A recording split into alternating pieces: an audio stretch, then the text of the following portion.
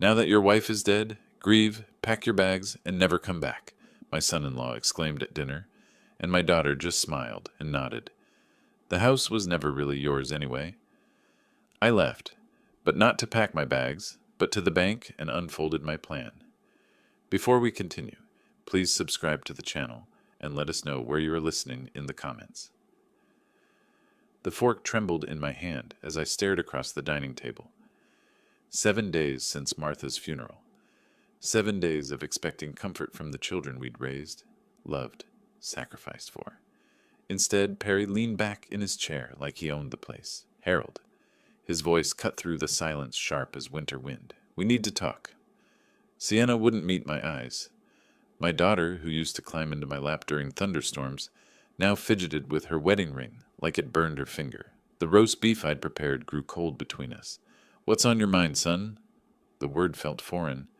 Perry had never been a son to me, just the man who'd stolen my little girl's heart 12 years ago. This house. He gestured around our dining room, the room where Martha had hosted countless family dinners, where Sienna had blown out birthday candles, where memories lived in every corner. It's too big for one person. My chest tightened. I've lived here 23 years. Exactly. Perry's smile held no warmth. Time for a change. Sienna and I, we need space. Real space. Not that cramped apartment we're stuck in. I looked to my daughter, searching for the compassion I'd raised her with. She stared at her plate like it held the secrets of the universe. Sienna? My voice cracked. She finally lifted her head. Those blue eyes, Martha's eyes, looked through me like I was already gone. Perry's right, Dad. This place it's too much for you now. The words hit harder than any physical blow. Too much, as if 23 years of mortgage payments, of maintaining every inch of this home for my family, meant nothing. As if I was some burden to be managed. Where exactly do you expect me to go? I set down my fork before it could betray more of my shock. Perry leaned forward, predator sensing weakness. Senior living, assisted care, somewhere appropriate for your age. Appropriate, I repeated the word, tasting its bitterness. Dad, you're 67. Sienna's voice carried forced patience, like she was explaining simple math to a child. Mom's gone. You shouldn't be rattling around this big house alone. Rattling around? Like I was some loose part in a machine that needed fixing. Perry stood, pacing to the window that overlooked Martha's rose garden. Look, Harold, we're being practical here. You sell this place, downsize to something manageable, everyone wins. Everyone wins? The phrase echoed in my head. Everyone except the man who'd built this life, brick by brick. You could have a nice little apartment. Sienna's words rushed together now, rehearsed lines delivered poorly. No maintenance, no worries. Freedom. Freedom. They were repackaging exile as liberation. I studied my daughter's face, searching for traces of the girl who'd once defended injured birds, who'd cry if she accidentally stepped on flowers. That girl had vanished, replaced by this stranger wearing her features. And if I refuse? Silence stretched between us like a taut wire. Perry returned to his seat, straightening his shoulders like a man preparing for battle.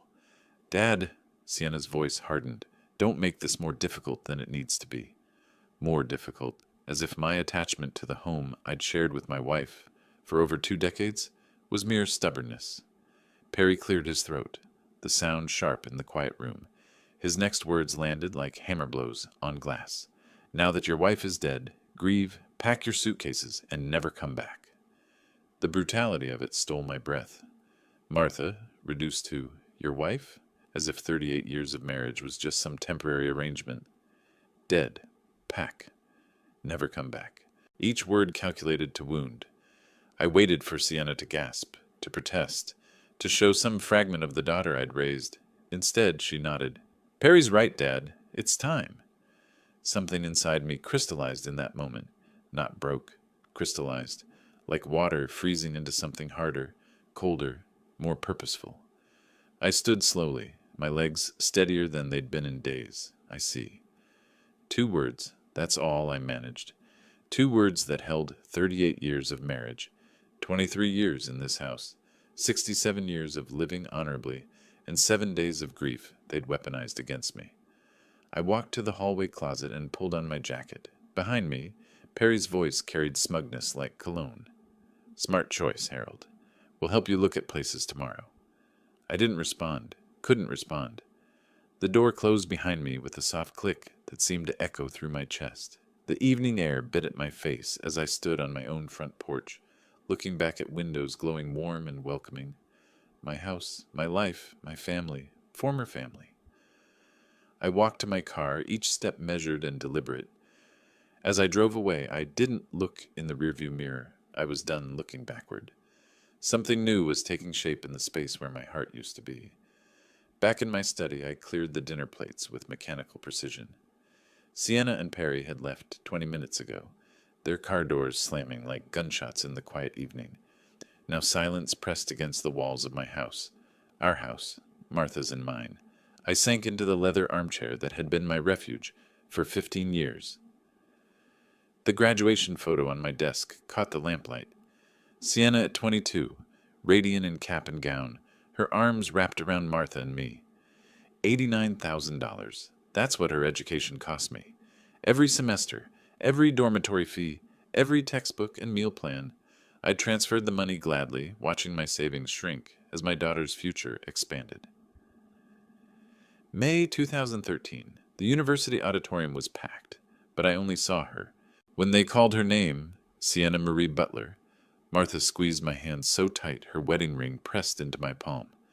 Our daughter walked across that stage like she owned the world. Afterward, in the parking lot, Sienna had thrown her arms around my neck, tears streaming down her face. "I can't believe you did this for me, Dad." Her voice broke with emotion. $89,000. I looked up the receipts you kept. You gave me everything. You're worth every penny, sweetheart. I promise I'll take care of you and Mom when you're older. I swear on my life, Dad. Family takes care of family. Family takes care of family. The words echoed now like a cruel joke. I reached for the photo, tracing Sienna's young face through the glass. 5 years later, she'd needed another bailout. $65,000 this time for a house down payment. She and Perry couldn't qualify for the mortgage alone. Too much debt, insufficient credit. They'd sat in my living room, Sienna's eyes red from crying. "We'll pay you back, Dad, every dollar, with interest." Perry had nodded along, though his gratitude felt thin even then. But Sienna's desperation was real. She'd wanted that house like she'd once wanted her degree, with complete, consuming need. I'd written the check the next morning, 2 years ago, their wedding. $23,000 for the country club reception, the flowers, the photographer. Martha was already showing signs of the illness that would take her, but she'd insisted on the expense. "She's our only daughter, Harold. Let's give her a day she'll never forget." During the father-daughter dance, Sienna had whispered in my ear, "Thank you for everything, Dad, for making this perfect. I'm so lucky to have you." Perfect! The word tasted bitter now. Standing, I walked to the filing cabinet where I kept financial records.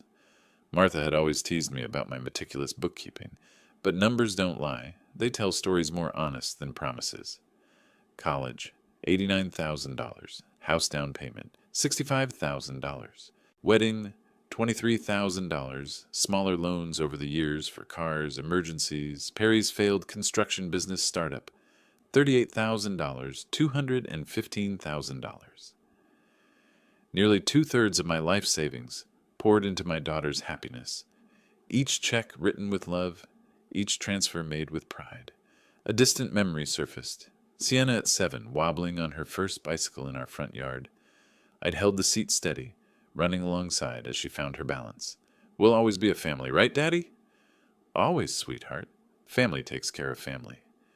Even then, she'd understood the code we lived by, or I'd thought she had. My phone buzzed against the desk. A text from Sienna. "Thanks for understanding, Dad. This is really for the best. We'll help you find a nice place tomorrow." Understanding, as if I'd agreed to anything, as if being ordered from my own home was reasonable behavior, from the daughter I'd sacrificed everything for. I stared at the phone until the screen went dark, then set it aside. Something cold was settling in my chest, replacing the hurt with something harder.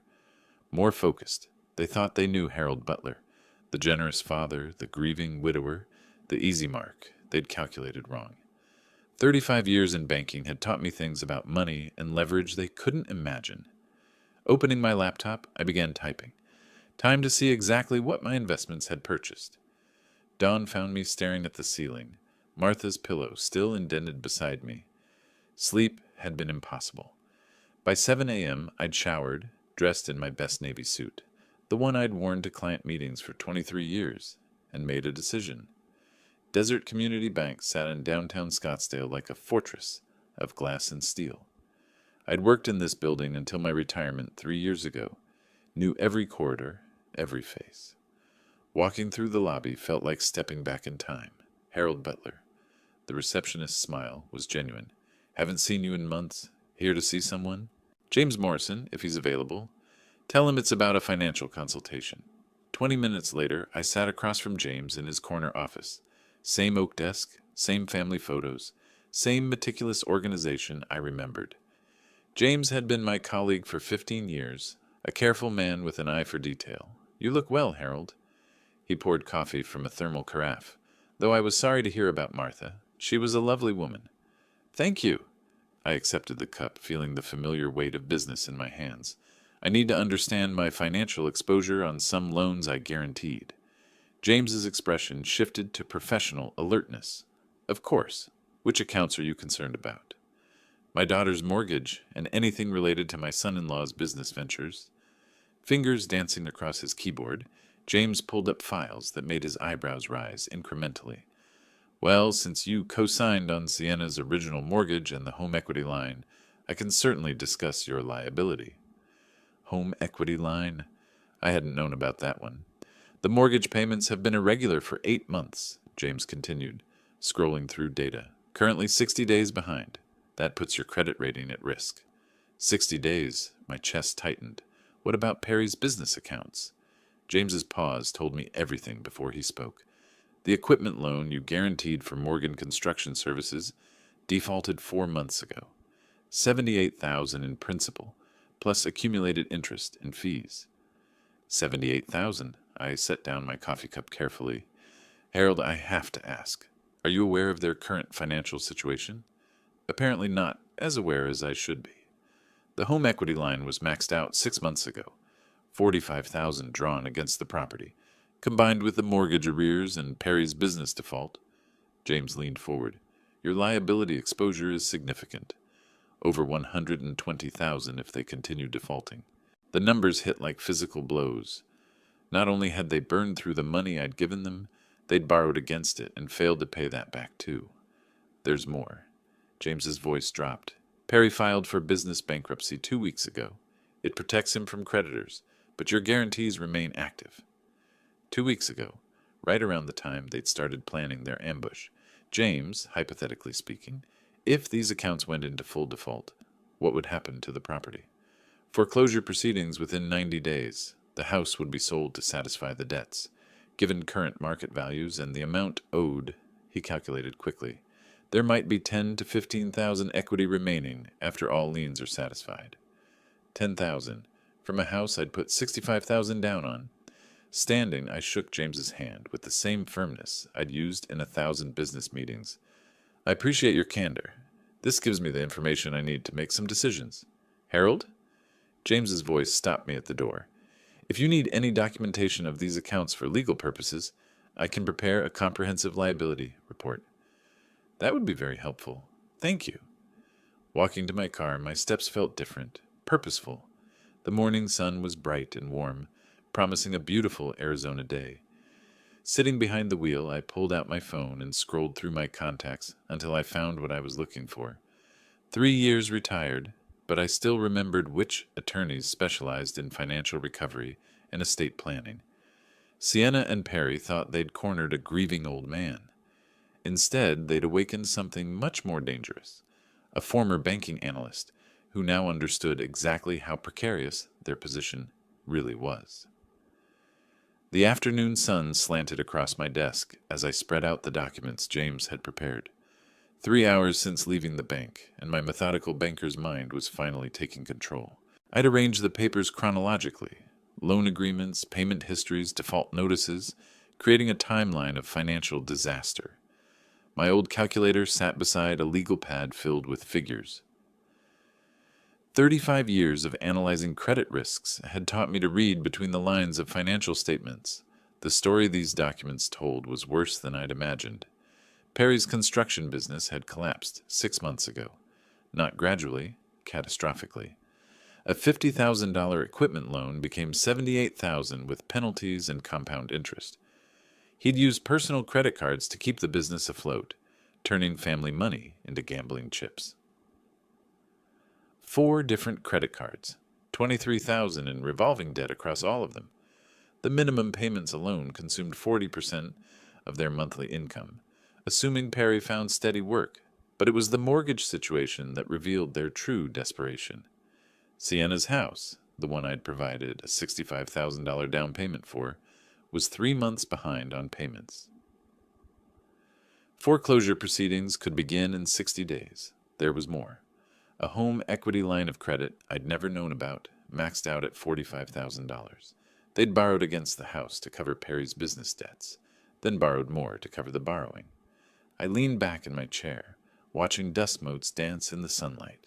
The numbers painted a picture of people drowning in debt, making increasingly desperate choices. Perry's bankruptcy filing 2 weeks ago protected him from business creditors, but my guarantees remained active. They needed my house. Not wanted. Needed. Their cramped apartment wasn't preference. It was all they could afford while juggling minimum payments on cascading debts. My phone buzzed, a text from Sienna. "Dad, we found a lovely assisted living place in Tempe, much more appropriate than that big empty house. Can we schedule a tour tomorrow?" Much more appropriate. The clinical language couldn't mask the urgency. They weren't thinking about my comfort or happiness. They were calculating square footage against mortgage payments, my house against their survival. Standing, I walked to the filing cabinet where Martha and I had kept important papers. Behind the insurance policies, I found what I was looking for, copies of every loan agreement I'd co-signed over the years. My liability exposure was staggering. If Perry's business debts went to judgment, creditors could pursue me for the full amount. If Sienna's mortgage foreclosed, the deficiency balance would become my responsibility. Conservative estimate, $140,000 in potential claims. But liability worked both ways. As co-signer, I had legal rights. Rights to demand financial information. Rights to protect my interests.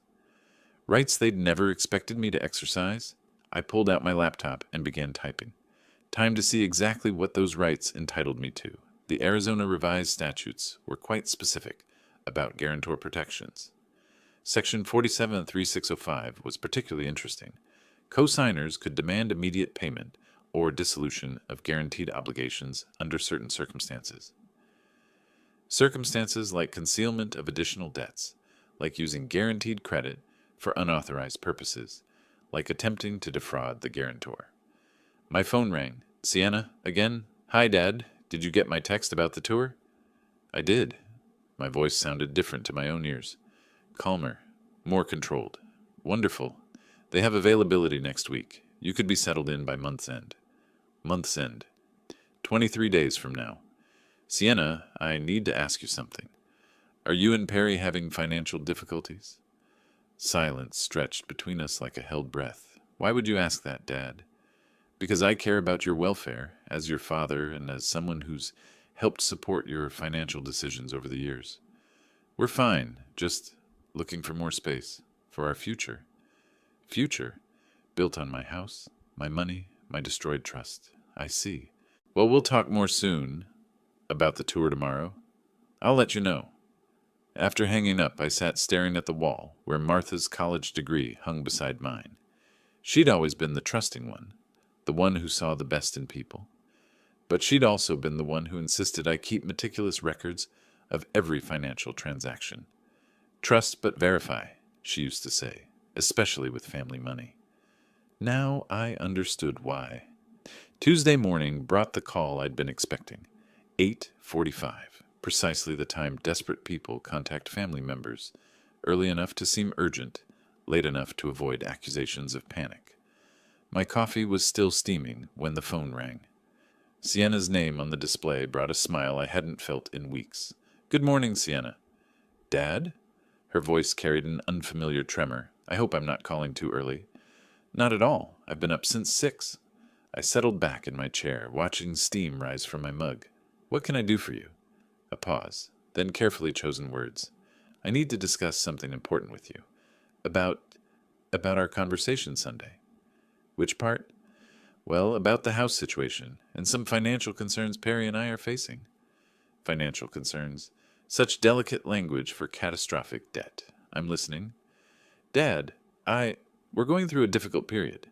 Perry's construction work has been inconsistent, and with some unexpected expenses, her voice faltered. We need help, just temporarily. 15,000 would get us back on track.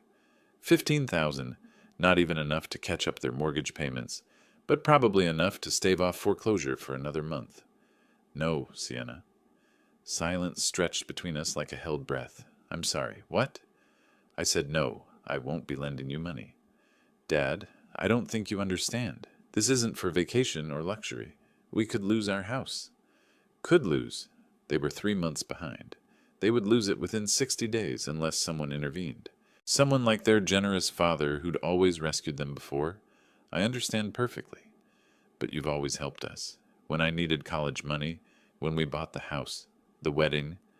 Always helped. $215,000 worth of help, to be precise. That was then. Dad, what's wrong with you? Panic crept into her voice. This isn't like you. We're family.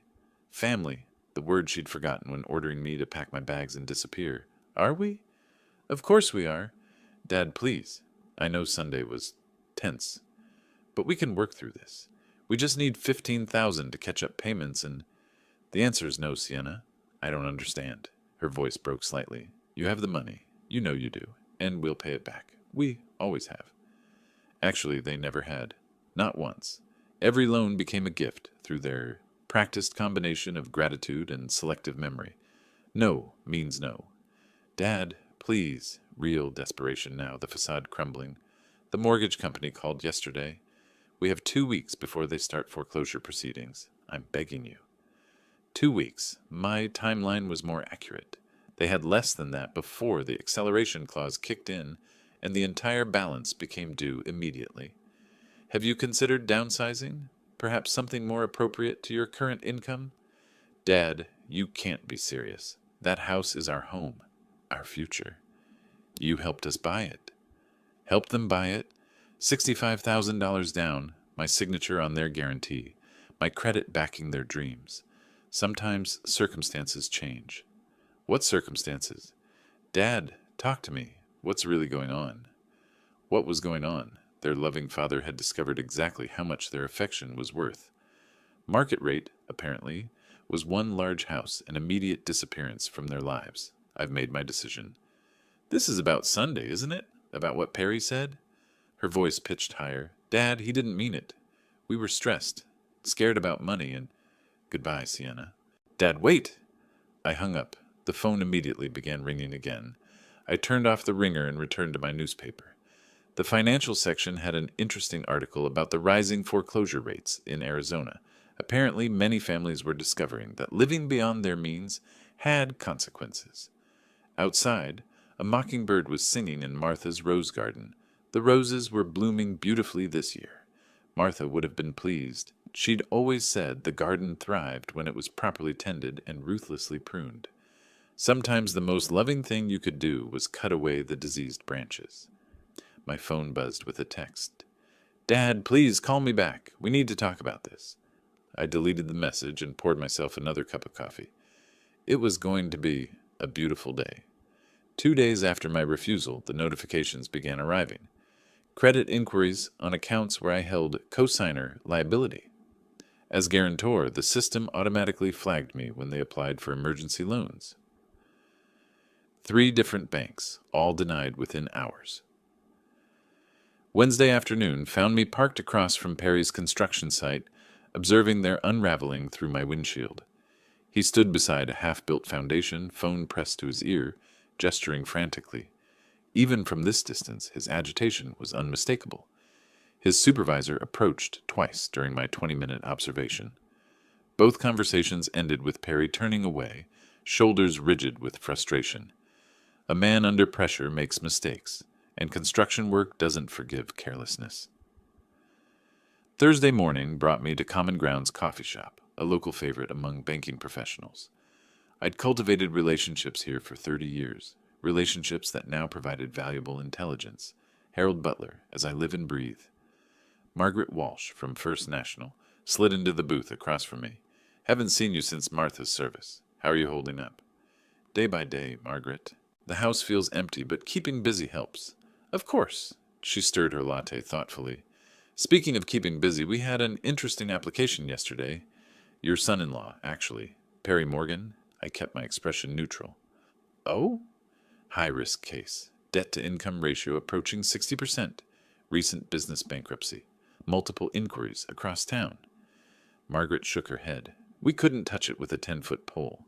Neither could anyone else, from what I hear. 60% debt-to-income. That was worse than my calculations had suggested. Family finances can be complicated, I offered. This went beyond complicated. The application showed 3 months of missed mortgage payments, maxed credit cards. The works.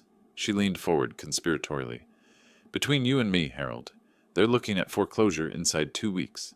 I felt bad turning them down, but we have shareholders to consider. 2 weeks. My timeline had been optimistic. That's unfortunate. The sad part? If they'd had a qualified cosigner, someone with real assets and clean credit, we might have worked something out. But they came in alone, desperate as church mice. Qualified cosigner. The irony wasn't lost on me. After Margaret left, I sat finishing my coffee and considering the information. Perry and Sienna were discovering that financial reputation, once damaged, couldn't be quickly repaired. Trust, like credit scores, took years to build and minutes to destroy. Driving home, I passed their small apartment complex. Sienna's car sat in the lot, hood raised, steam rising from the engine.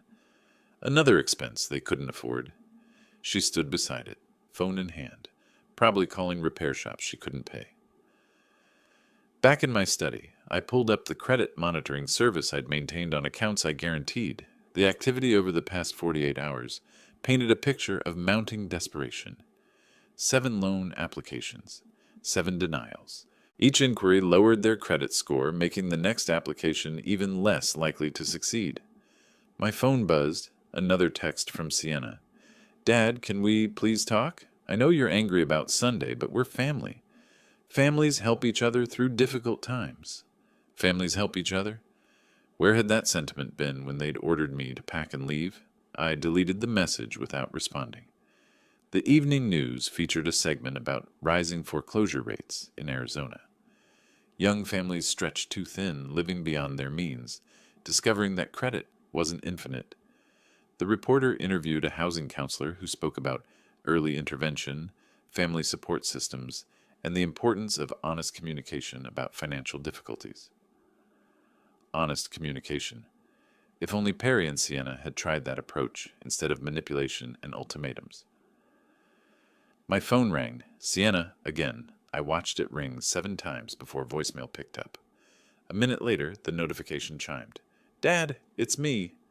Look, I know we got off on the wrong foot Sunday. Maybe Perry was too direct about the house situation, but we're really struggling here.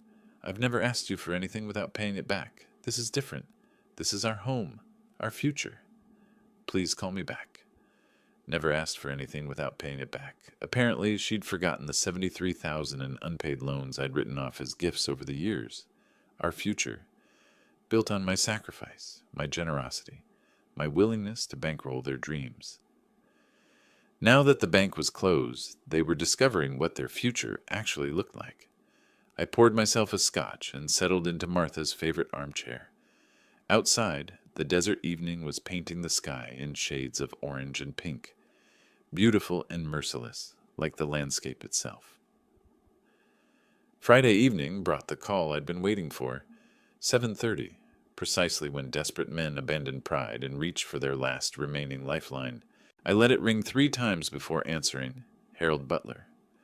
Harold, Perry's voice carried the strain of a week's worth of rejections. We need to talk. I'm listening. Look, I know we got off on the wrong foot Sunday. Maybe I was too direct about the house situation, but we're family, and families help each other through difficult times. Family. How quickly that word emerged when money was needed. Is that what we are, Perry? Of course. Harold, listen to me. We're in serious trouble here. The banks, none of them will work with us. Something about our debt-to-income ratio. Credit inquiries. I don't understand all the financial terminology. I understood it perfectly. 60% debt to income was a death sentence in current lending markets. Financial terminology can be confusing. Harold, we need $15,000. Just temporarily. We'll sign papers, pay interest, whatever you want. But if we don't get help soon, we lose everything. Everything. Their house, their credit, their comfortable assumptions about my endless generosity. As I recall, Perry, you told me to pack my suitcases and never come back. Silence stretched across the connection like a taut wire. That was a misunderstanding. I was stressed about the house being too big for you, worried about your safety, rattling around alone in all that space. Rattling around, even his apologies contained condescension. Interesting interpretation. Harold, please. Martha would have wanted you to help us. She loved Sienna, loved our family. She wouldn't want to see us lose our home. Martha. They were using my dead wife as leverage. The audacity was almost admirable. Martha is gone, Perry. I make my own decisions now. What's happened to you? His voice pitched higher, desperation bleeding through attempted control. This isn't the Harold I know. The Harold who helped with college, the wedding, the house down payment. The Harold who wrote checks without question, who accepted gratitude as payment, who never demanded accountability. That Harold had died Sunday evening. Perhaps you never knew me as well as you thought. This is about Sunday, isn't it? About what I said. Panic crept into his tone. Harold, I apologize. I was wrong. I should never have suggested you leave your own house. Should never have suggested. Not shouldn't have meant it, but shouldn't have said it. Your apology is noted. Then you'll help us? No. Why not? The question exploded across the line. You have the money. You know you do. 300,000 in savings, maybe more. What's 15,000 to you? 300,000, close to my actual balance. Someone had been researching my finances. How do you know my account balance, Perry? Sienna mentioned... Look, that doesn't matter. What matters is you can save us, and you're choosing not to. Choosing not to, as if generosity was an obligation rather than a gift. You're right, I am choosing. You son of... He caught himself, breathing hard. Harold, I'm trying to be respectful here, but you're pushing me. We're talking about your daughter's future. Your grandchildren's inheritance. Grandchildren that didn't exist, from a daughter who'd ordered me banished. Are you threatening me, Perry? I'm explaining reality. If we lose this house, if our credit is destroyed, if we're forced into bankruptcy, that affects everyone, including you. Everyone except the man they'd tried to exile. I think our conversation is finished. Wait. Harold, just tell me why. Why won't you help us? What did we do to deserve this? What did they do? They'd calculated my grief as weakness, my love as vulnerability, my generosity as guaranteed income. They'd weaponized Martha's funeral as leverage for financial gain. Perhaps you should ask yourself why your loan applications keep getting rejected. Another silence, longer this time. When Perry spoke again, his voice carried a different quality. Suspicion. What do you mean by that? Exactly what I said. Harold, what aren't you telling me? Everything. My professional network, my cosigner rights, my strategic patience, my detailed understanding of their financial desperation. Good evening, Perry. Harold, don't you dare hang up on... I disconnected the call and turned off the ringer. Outside my study window, the desert evening painted the sky in shades of crimson and gold, beautiful and unforgiving, like justice itself. My phone buzzed with a text message. Perry, this isn't over, old man. Not by a long shot. I smiled and deleted the message. He was right about one thing. This was just the beginning.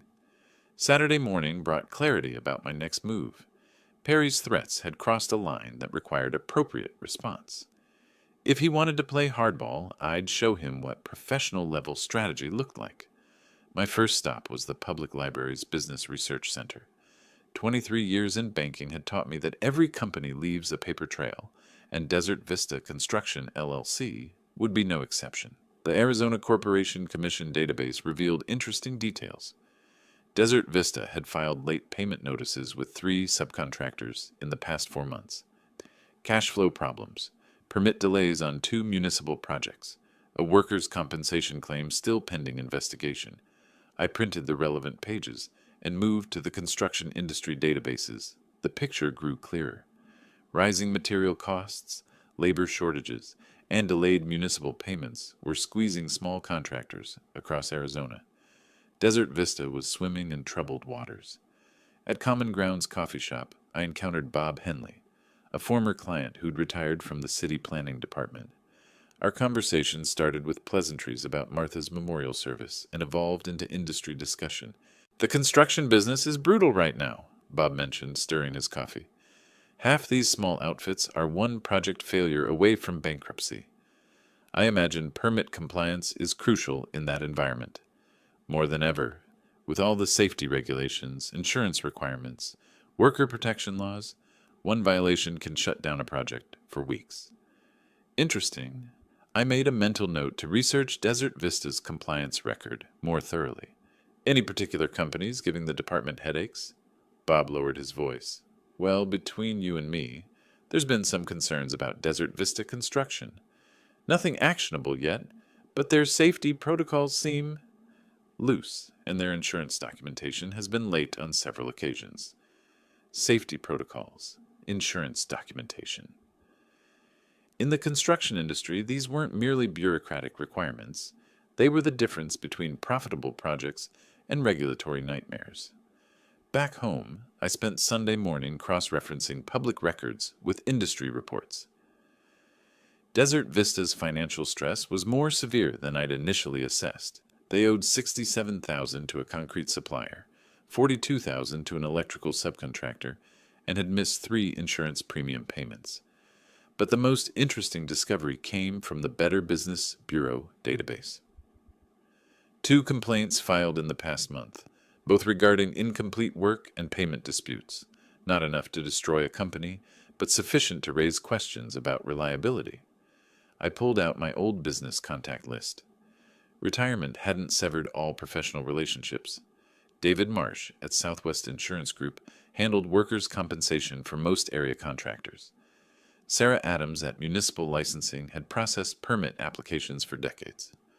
Both owed me favors from our banking days. By Sunday afternoon, I'd made discreet inquiries with 3 different agencies. Not accusations, simply concerned questions about industry compliance and risk management. Professional due diligence, the kind any experienced business analyst might pursue.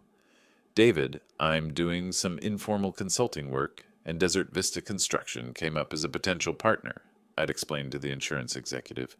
"Their coverage seems adequate, but I wanted to verify their claims, history, and payment status." "Harold, between us, they're on thin ice. 2 late payments, and we're required to notify their bonding company. 1 more missed premium, and their coverage lapses." Coverage lapse. In the construction business, that meant immediate project shutdown and potential criminal liability for any workplace injuries. Sarah Adams at Municipal Licensing had been equally informative. Desert Vista, they've had permit issues lately. Nothing major, but enough to suggest management problems. Their foreman submitted incomplete safety plans twice, last month. Incomplete safety plans. Another red flag that regulatory authorities would watch carefully. I spent Sunday evening synthesizing my research. Desert Vista Construction was a company under pressure, walking a tightrope of regulatory compliance while struggling with cash flow problems. They needed every project to run smoothly, every permit to process without delay, every inspection to pass cleanly. Unfortunately for Perry, companies in precarious positions often found that small problems became large disasters very quickly, especially when those problems received the proper attention from regulatory authorities.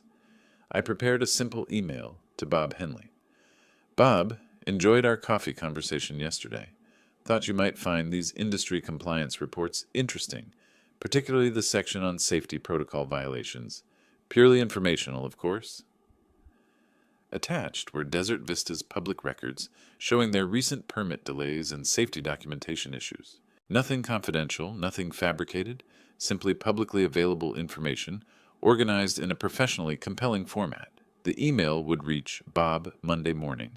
He'd review the materials, probably share them with his former colleagues in planning and safety inspection.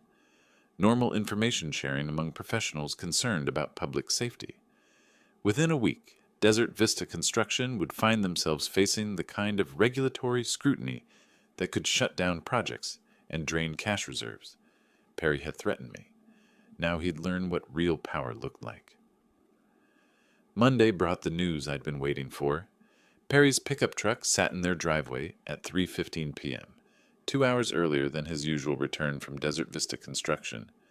Through my rearview mirror, parked at the corner coffee stand, I watched him sit motionless behind the wheel for nearly 10 minutes. When he finally emerged, his shoulders carried the defeated slump of a man whose world had just collapsed. The regulatory scrutiny I'd orchestrated had worked faster than expected. Desert Vista's permit problems had escalated into a complete project shutdown, forcing immediate layoffs. Perry disappeared inside their small house. Within minutes, raised voices carried through the thin walls and open windows. Even from the street, his agitation was unmistakable. Sharp gestures visible through the front window, pacing that made the whole structure seem to vibrate with tension. Tuesday morning arrived with Sienna's scream. I'd positioned myself at the neighborhood park, ostensibly reading the morning paper while monitoring their house from a discreet distance. The sound cut through the desert air like breaking glass. Pure anguished disbelief, Perry had finally confessed. $78,000 in hidden business debt, the bankruptcy filing, the cascade of lies that had been sustaining their lifestyle for months.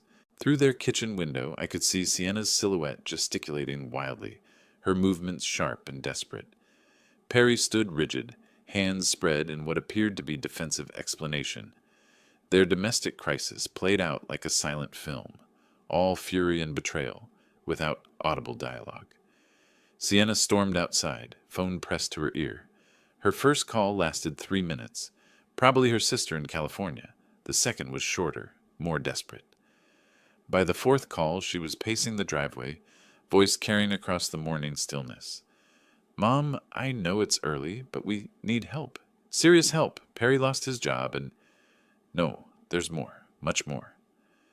She disappeared back inside, only to emerge 10 minutes later with another frantic phone call. This pattern continued throughout the morning, desperate outreach to anyone who might offer financial salvation. By noon, Perry had made 2 trips to the liquor store and one to what appeared to be a pawn shop based on the small boxes he carried from the house. Selling personal items, the classic desperation move of people drowning in debt. I relocated to the public library parking lot for the afternoon shift, maintaining visual contact while appearing to conduct normal errands. Their crisis was accelerating beyond even my optimistic projections. Sienna's friend Rebecca arrived around 2 p.m., staying for an hour. Through the open front door, I could hear fragments of emotional conversation. Tears, pleas for advice. The hollow echo of someone discovering their safety net had disappeared. When Rebecca left, her expression carried the uncomfortable mixture of sympathy and relief that marks someone grateful not to be asked for money they don't have. Evening brought the real breakdown. Perry and Sienna's argument had moved to their front porch, voices raised beyond any pretense of privacy. Standing in my own front yard, ostensibly watering Martha's roses, I could hear every bitter word. "You bankrupted us." Sienna's voice cracked with exhaustion and fury. $78,000, Perry. How do you hide $78,000? I was trying to save the business. Everything I did was for our future. Our future? What future? We lose the house in 6 days. 6 days, Perry. Your father could help us if he wanted to. One phone call, one transfer, and this whole nightmare disappears. My father? Sienna's laugh held no humor. You ordered him to pack his bags and never come back. You think he's forgotten that? Perry's response was lost in the sound of their front door slamming. Sienna remained on the porch, sobbing into her hands with the raw despair of someone whose world had imploded in a single day. I coiled the garden hose and headed inside, satisfied with the day's intelligence gathering. My strategy was exceeding all expectations. Their marriage, already strained by financial pressure, was disintegrating under the weight of betrayal and hopelessness. Phase 2 of my plan was complete. They'd lost their income, exhausted their credit, and now faced the destruction of their most fundamental relationship, trust between husband and wife. Tomorrow would bring phase 3, but tonight I'd pour myself a scotch and appreciate the elegant precision of watching people reap exactly what they'd sown. The desert evening painted the sky crimson and gold. Justice, it seemed, wore the most beautiful colors.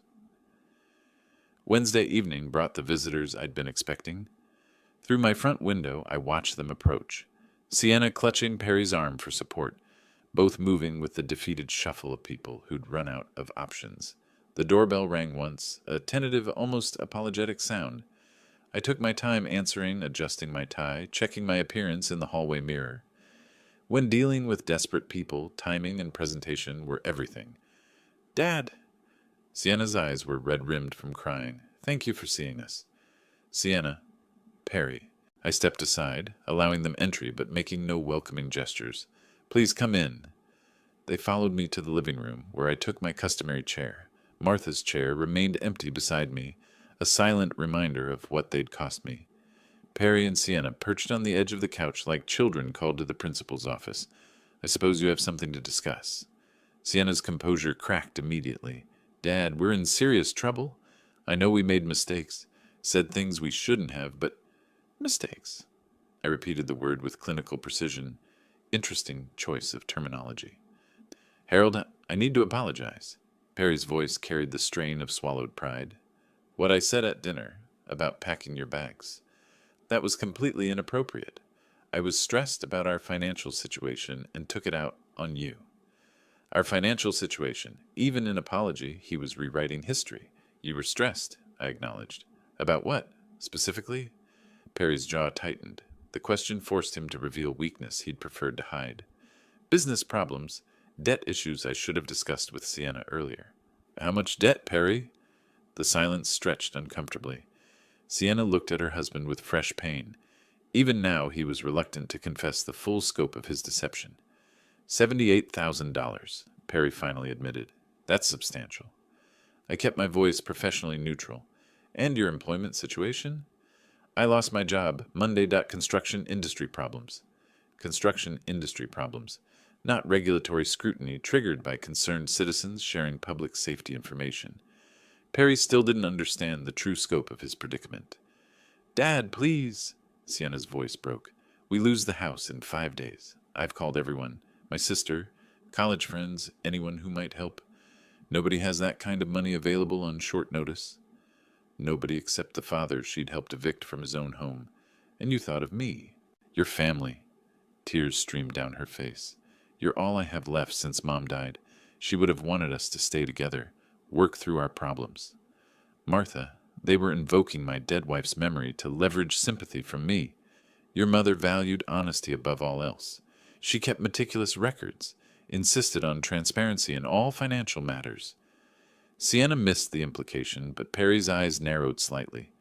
He was beginning to sense something beneath my calm responses. "Dad, I know I haven't been the perfect daughter, but I'm still your little girl. Please don't abandon me when I need you most." Your little girl, the same child who'd watched silently while her husband ordered me to pack my belongings and disappear. "What specifically are you asking me to do?" "Lend us money," Perry said quickly. 40,000 would cover the mortgage arrears and give us breathing room to find new employment. 40,000, a fraction of what they actually owed, but enough to postpone their day of reckoning. That's a substantial sum. "We'll pay you back," Sienna promised, with interest. "Whatever terms you want. We'll sign legal documents, put the house up as collateral." "Put the house up as collateral?" "The house I'd already provided the down payment for, on the mortgage I'd already guaranteed." "I see." I leaned back in my chair, studying their desperate faces. "And if I refuse?" The question hung in the air like smoke. Sienna's shoulders shook with suppressed sobs. Perry stared at the floor, pride and desperation warring in his expression. "Then we lose everything," Sienna whispered. "Our home, our marriage, our future." "Our future, built on lies, sustained by deception, collapsing under the weight of consequences they'd never anticipated." I stood slowly, walking to the window that overlooked Martha's garden, The roses were blooming magnificently this year. She'd always said that proper pruning was essential for healthy growth. This is quite a predicament you found yourselves in. Behind me, I could hear Sienna's quiet weeping, Perry's labored breathing. They were waiting for my decision, hanging on every word, completely dependent on my mercy. For the first time in weeks, I felt the deep satisfaction of perfect justice. "Before I consider your request," I said, turning from the window, "I think you should understand exactly how you arrived at this moment."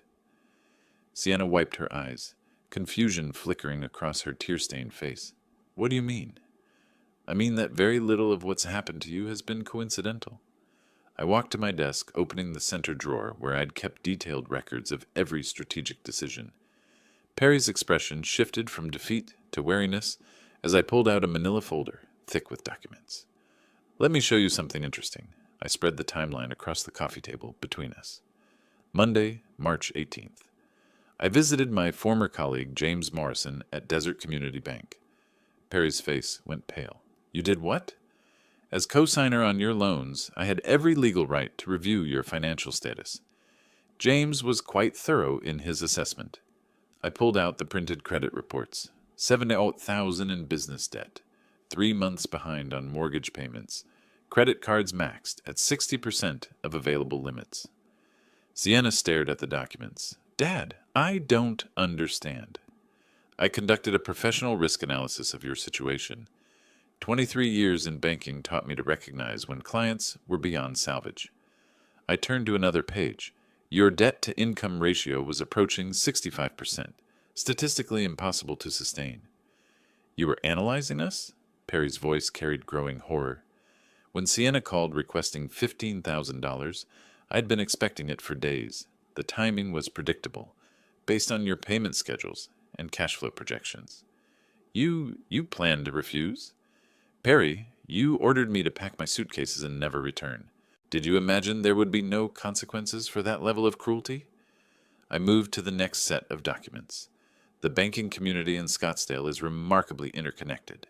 Margaret Walsh at First National, David Adams at Community Trust, Sarah Morrison at Southwest Credit Union, all former clients of mine. Perry was standing now, his face flushed with understanding rage. "You blacklisted us." "I shared legitimate concerns about risk factors and payment reliability. Everything I discussed was publicly available information. You destroyed our credit applications. I provided professional insight to colleagues making prudent business decisions." Sienna was staring at me as if seeing a stranger. "Dad, what are you saying?" "I'm saying that Desert Vista Construction was already vulnerable before I shared workplace safety concerns with Bob Henley at City Planning. Their permit compliance was questionable. Their insurance payments were late. Their safety protocols needed review." "You got me fired." Perry's words came out as a whisper. "I ensured that regulatory authorities had complete information about potential public safety risks." Desert Vista's subsequent problems were entirely their own doing. I pulled out the final document, my handwritten strategic timeline. Every phone call, every refusal, every coincidence was calculated for maximum psychological impact at optimal timing. "You planned all of this?" Sienna's voice broke. "From the moment Perry told me to pack my bags, yes. I spent 35 years analyzing financial vulnerabilities and strategic pressure points. Applying that expertise to your situation was simply professional methodology." Perry lunged forward, grabbing the papers. "You manipulative old—" "Careful, Perry." My voice carried steel. "You're still in my house, requesting my help." He froze, documents trembling in his hands as he read my methodical planning notes. The dates, the strategic decisions, the professional contacts leveraged, the systematic elimination of their options. "You destroyed our marriage." Sienna's accusation hung in the air. "Your marriage was collateral damage. The primary objective was appropriate consequences for unconscionable behavior. We're your family. Family members don't order each other to disappear after 38 years of service and sacrifice. You redefined our relationship that Sunday evening." Sienna collapsed back onto the couch, overwhelmed by the scope of betrayal. "How could you do this to your own daughter? How could you stand silently while your husband ordered me to abandon my own home?" Perry threw the papers across the room, scattering my careful documentation. You're a monster. I'm a professional who applied systematic thinking to a personal problem.